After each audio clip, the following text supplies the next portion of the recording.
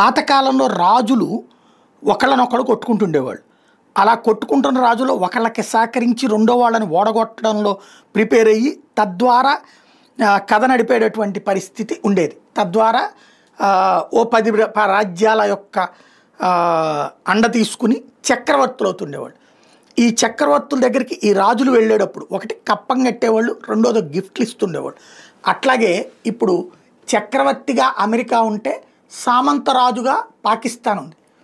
పాకిస్తాన్ ఆ చక్రవర్తి గారికి ఇచ్చే నజరానా ఏంటంటే బెలూచ్ ప్రాంతపు సహజ వనరులు, ఆయిల్ నిల్వలా లేకపోతే ఇతర మైనింగ్ నిల్వలా, రేర్ ఎర్త్ మినరల్సా, ఈ విషయం మీదనే మిర్ యార్ బెలూచ్ ఎవరైతే బెలూచ్ ఉద్యమ నాయకుడు అమెరికాని తీవ్రంగా తప్పుపెట్టారు.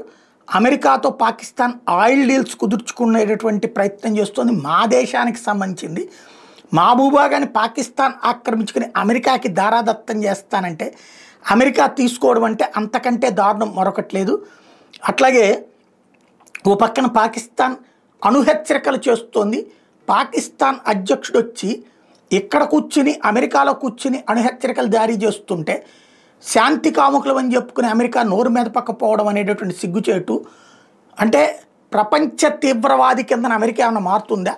అమెరికా పాకిస్తాన్ కలిసి కొత్త తీవ్రవాద సామ్రాజ్యం ఏమైనా సృష్టిస్తారా అంటూ నిలదీశారు.